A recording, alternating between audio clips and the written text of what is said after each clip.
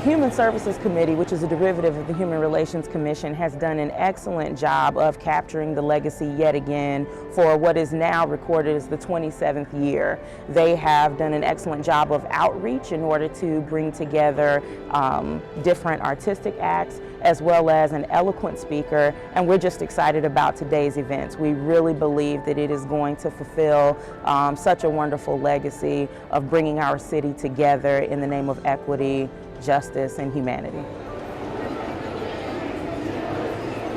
We're here at the annual Martin Luther King Day breakfast, and it's a great way to start off a day of being busy about helping others and remembering all the things that Dr. Martin Luther King did. And while we use his name, it's also connected to all of the other folks who have done so many great things to bring us forward in the area of civil rights. So each year it's very important that we deal with what Dr. King liked to call the fierce urgency of now, and what it is and what it means, because that's really all that we have. So as we come out each morning, you see we've got a great crowd.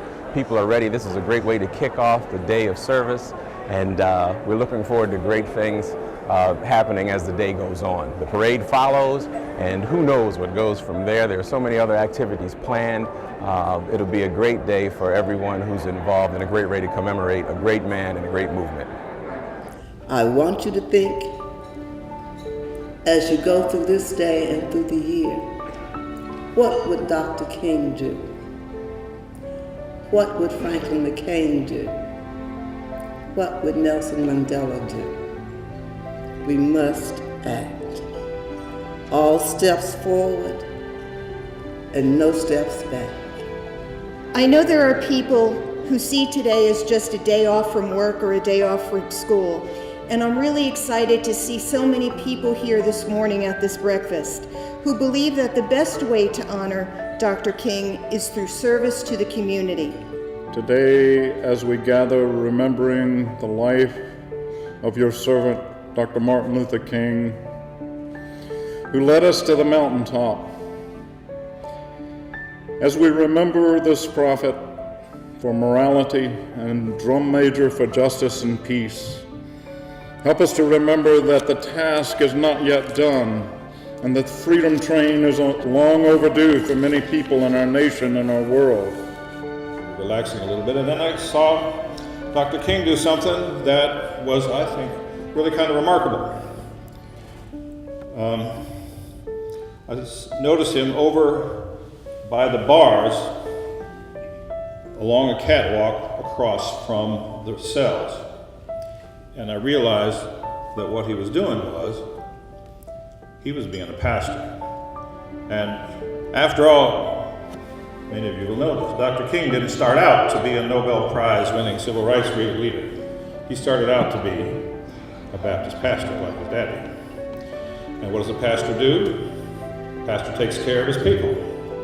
Take care of them in sickness and in health. You take care of them when they're in trouble. Well, so Dr. King had probably visited jails before as a pastor.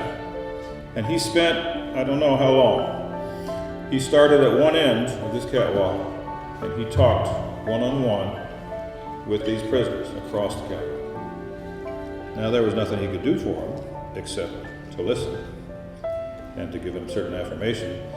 But the stories were very familiar, and if any of you have done prison work, you'll recognize them, because almost all the people in that cell block had not been convicted of anything.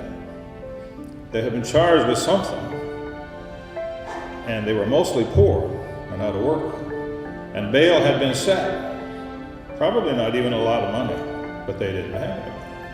And some of them had sat there for months and months and months, not convicted of any crime, but doing lots of time. And so naturally they weren't very happy about it. So Dr. King listened to their stories, and like I said, he couldn't do anything, but his presence and ear, I think, made a big difference to them. And it was touching to me, because after all, there were no reporters there. Nobody was ever going to know that except me, you watching, and now you, because I told you about it. Dr. King being the pastor. From the north, from the south, from the east, from the west. We have come from gated communities. We have come from projects. We have come from the halls of the academy. We have passed by the schools. And yet we are all here today. Thanks be to the one who is no respecter of persons, who sees us all as we are, human beings in need of love, grace, and of mercy.